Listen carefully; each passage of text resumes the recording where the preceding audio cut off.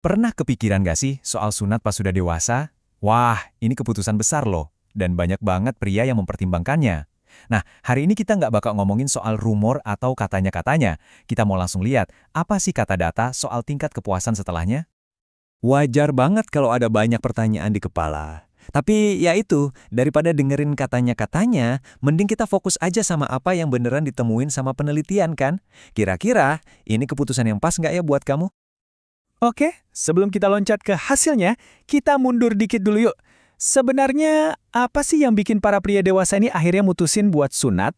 Ternyata, alasannya itu punya pola yang jelas banget. Coba deh lihat data dari studi di Afrika Selatan ini. Jawabannya, jelas banget. Dari sekian banyak alasan, ternyata kebersihan itu jadi alasan nomor satu. Hampir 90% loh. Ini nunjukin kalau buat banyak orang, keputusan ini tuh praktis banget dan nyangkut ke kesehatan sehari-hari. Tapi ya jelas, bukan cuma soal kebersihan aja.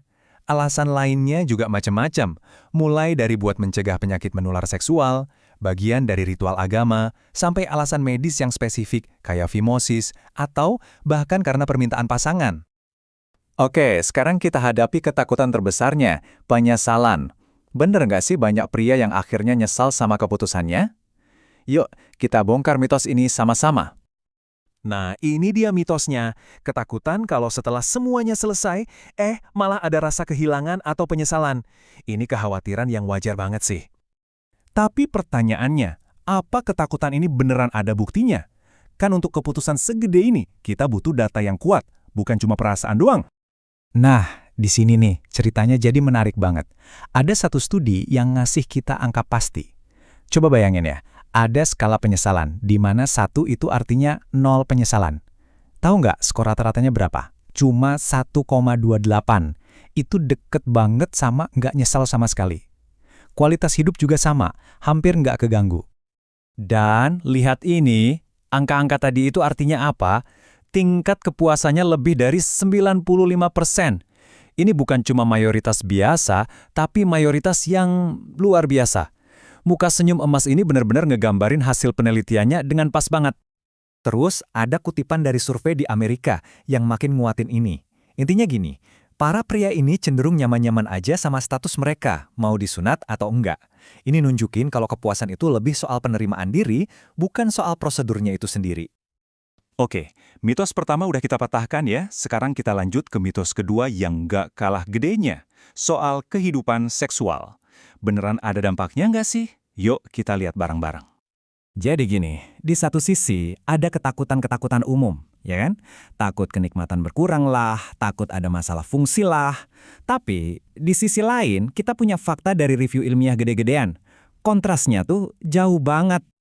Dan yang bikin makin yakin tuh, ini bukan cuma satu studi kecil-kecilan, ini namanya meta-analisis, yang artinya peneliti ngegabungin hasil dari banyak banget studi, totalnya ada lebih dari 18.000 pria loh, dan kesimpulannya jelas. Di berbagai aspek penting fungsi seksual, nggak ada dampak negatif yang berarti secara statistik. Eits, tapi ceritanya nggak berhenti di situ.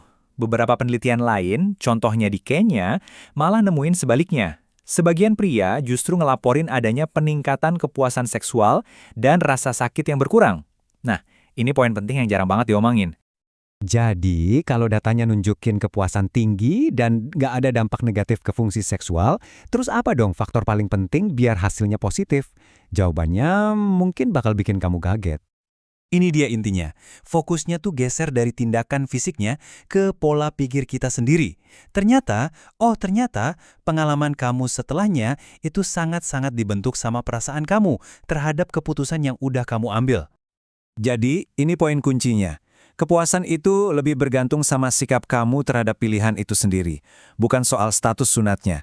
Ini soal seberapa yakin kamu sama keputusan yang kamu buat diri kamu sendiri.